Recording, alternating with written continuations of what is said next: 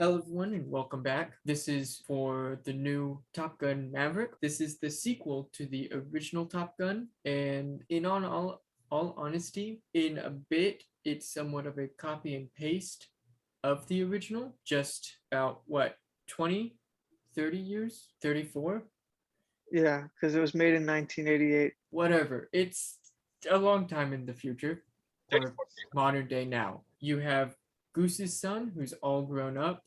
He's however old he would be in this time. I don't know years, nor do I care anymore. Anyways, so all it is, it's the same general premise. They bring Maverick to teach and train people for a secret mission, and it just so happens Goose's son is one of the candidates for Top Gun and for this mission.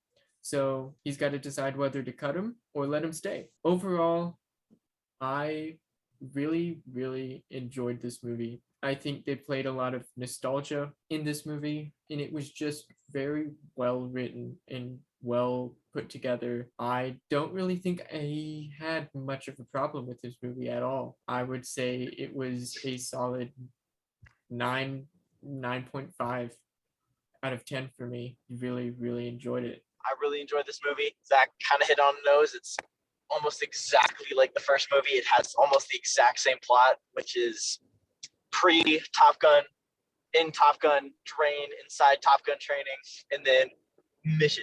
Very good. Still very good. The filming is phenomenal. The suspense really gets you. Acting is very good.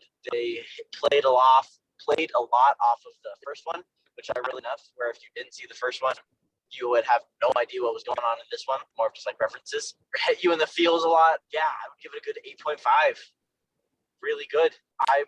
Something I wonder is if this movie's going to have as big as an impact on the military enlistment rates after this, because when the first one came out, it like supremely boosted how many people were joining the military at the time. I'm just curious to see if that does it for this generation. For this generation, we had American Sniper, which I think was a military boost. Yeah, 8.5. This movie was really good, especially after watching the first movie and after watching it like the day before for the first time, and then watching this movie. I cut all the references. I would say the beginning credits is the exact same way that they did it in the first film.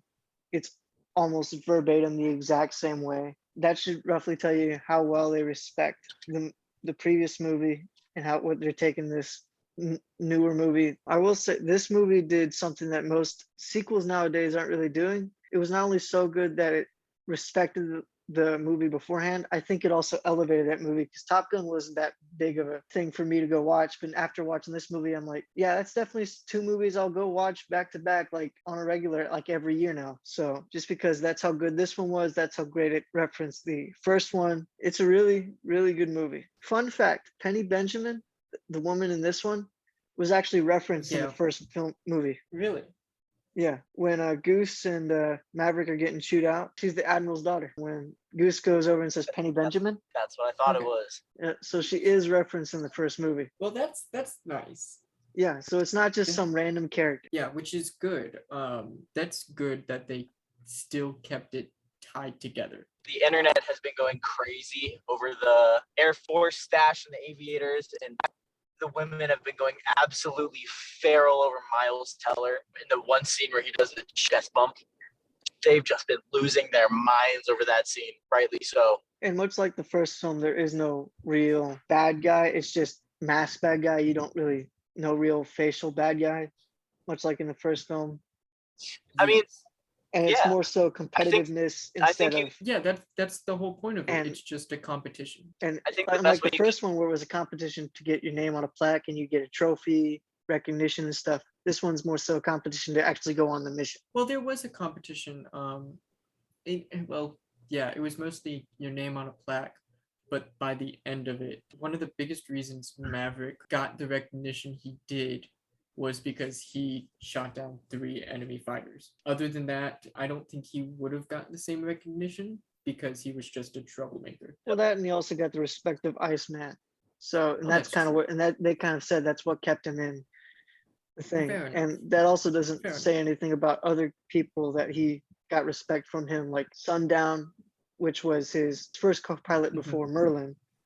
Merlin probably Yeah. would have been another one, along with Slider, Hollywood, and the other guy, Wolfman. It's a good thing. I'm not surprised we didn't get to see any of those pilots because it had been a long time. They would have Mhm. all been, I don't want to say outdated, but It would in have a been way, cool though to yes. see them in Iceman's funeral.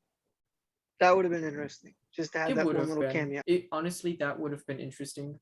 I feel like it might have taken away just a little bit from the story. You would have been too focused and want to know a little bit more about them Possibly, than possibly. the current crisis. So Yeah, I well, understand the reason why they didn't do it, Yeah. but it would have been cool nonetheless. yeah, and I'm not even saying have him like meet Maverick, just have him in the crowd, Yes. if anything. And if and- anything, just wear the jacket with the code name on it.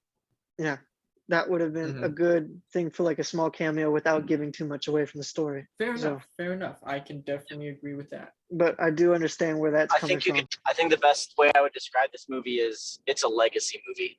Who do you all think the Kronk is? My money goes to Bob. Rooster. Oh well, Dang it. Bob does be good too. I say Bob. That's tough. The Black Admiral, the guy who not the guy who was in charge, but the guy who was like second in charge. Like I think that was a rhetorical question. Yeah, he had the Funny- greatest lines. He I mean, did the- have the- some great lines, but to me, so did Bob because he just was so oblivious to everything. Yeah, and so did Rooster in some cases where he, especially the one where Honestly, he's there like, were "You told me not to think." That was a good line.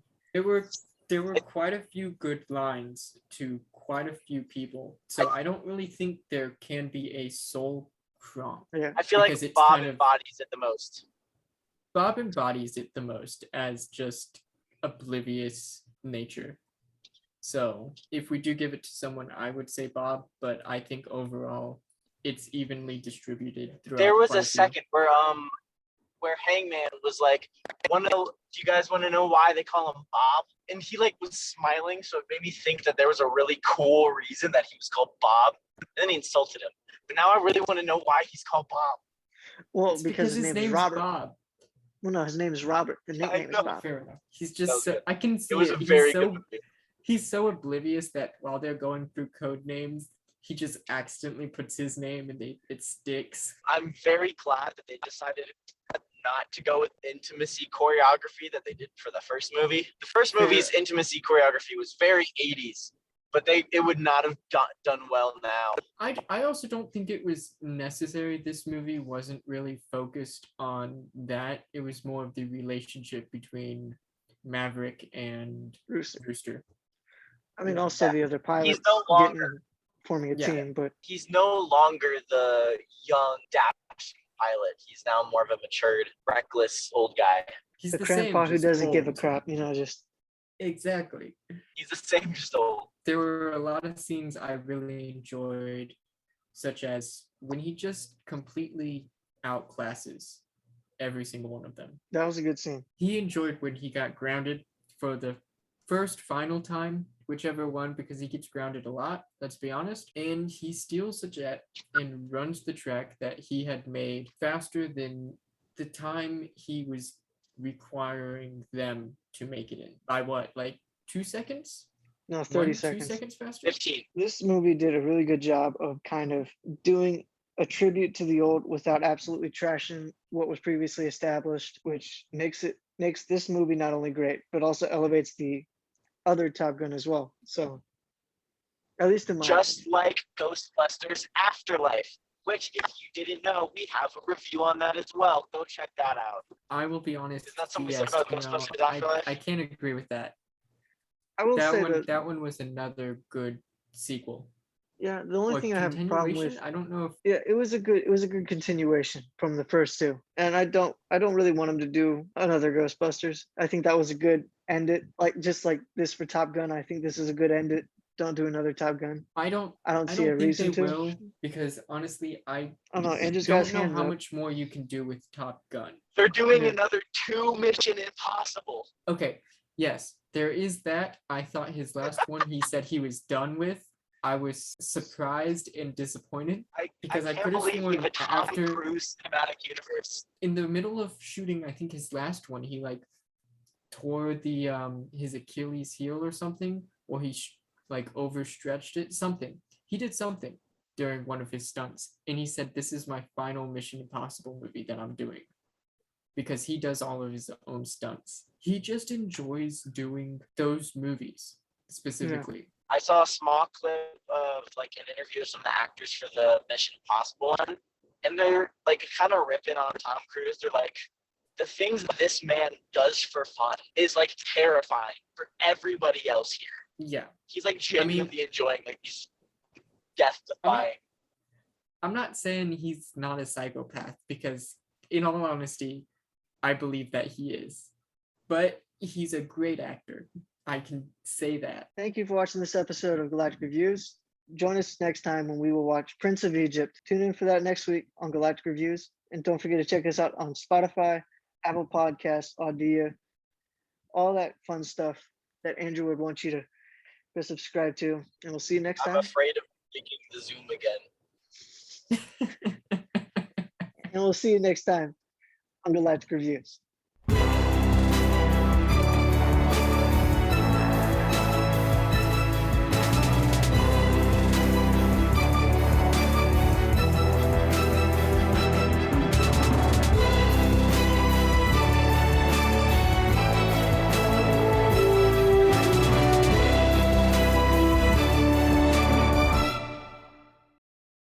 They were abused children.